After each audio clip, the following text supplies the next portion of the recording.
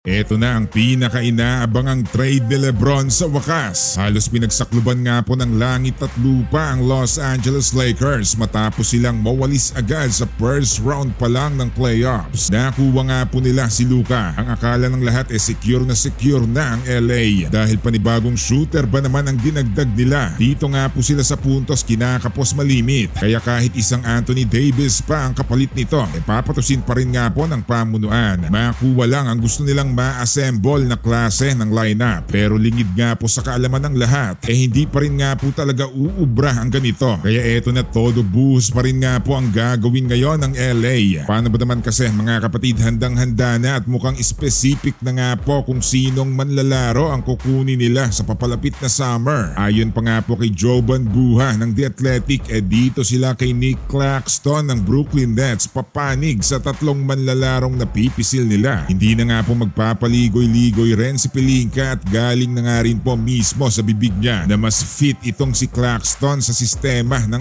LA. Pero bago nga po makuha itong si Claxton, mapapasama at ayaw nga rin po sanang matrade ng mga fans itong si Jared Vanderbilt. Kasama rin dyan sina Maxi Kleber at maging si Dalton Knecht. Isasama na rin nga po ni Pelinka at 2028 first round pick. Gusto nga po sana ng mga fans si Vanderbilt dahil pwedeng malaking impact ang mawawala kila Lebron sa perimeter defense nila. Kung wala nga pong depensa at puro shooter lang ang nasa isang team, tatalunin din to ng kupunan na matindi sa depensa.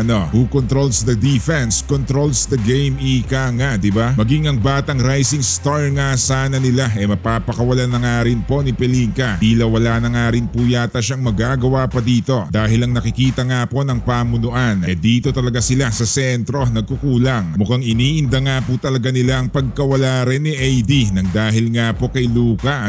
Nasacrifice nila to para lang madagdagan pa ang shooting power ng team. Pero ang siste, bumagsak naman ang kanilang defense. Madali silang nabubutasan sa paint, lalo na sa offensive rebound kung walang AD. Mukhang napagtanto na nga rin po yata ng LA na hindi talaga uubra ang ganitong lineup lang. Kahit pa Lebron at Luka pa yan sa iisang team, kung wala namang legit na sentro sa ilalim, ganun pa rin ang kakalabasan. Mas masaklap pa nga po to para sa mga fans dahil first round pa lamang po walis agad ang inabot nila. Samantala KD lipat bakod sa Clippers ni Kawhi. Diyos ko, hanip na hanip ang gustong mangyari ng Clippers. Mukhang hindi nga po yata nila mapapatawad ang pagwalis agad sa kanila ng Denver dahil ngayon pa nga lamang po ni hindi pa natatapos ang playoffs, gagawa na ng mas malaking move pa ang Clippers. Hindi basta-basta ang gustong mangyari ngayon ng team. Tila wala nga po silang poproblemahin rin sa pagkuha dahil makailang beses na rin nga pong nasabi rin ni KD na gusto niyang kumawala na sa Phoenix. Biruin mo ba naman mga kapatid, eto rin nga po ang eksaktong gustong mangyari ng Phoenix para ma-restructure na ang kanilang team. Todo disappointed nga po talaga ang Suns lalo na ngayong season. Nakaabot nga po sila hanggang finals noong 2021 pero kabaliktaran na nga po ang inaabot nila matapos noon. Naswept pa nga po sila ng Timberwolves noong 2024 at ang worst hindi pa nga po sila nakapasok sa playoffs this season. Kaya tila alam na yata ng Phoenix kung ano ang tamang gagawin nila ngayong summer. Yan nga po ay pakawalan na itong si Kevin Durant. Sandamakmak na manlalaro rin nga po ang malalaga sa Clippers para kay KD. Makukuha ng Phoenix sina Norman Powell, Derrick Jones Jr., Bojan Bogdanovic, 2026 second round pick at 2031 first round pick. 36 anyos na nga rin po itong si KD at para nga po sa iba hindi na nga daw siya kagaya ng dati. Pero marami pa rin nga pong kupunan ang gustong kumuha sa serbisyo ng isang Durant. Nandyan nga po ang Rockets at Toronto pero mukhang nasa Clippers nga po ang mga manlalarong sakto sa sistema rin sa Phoenix. Solid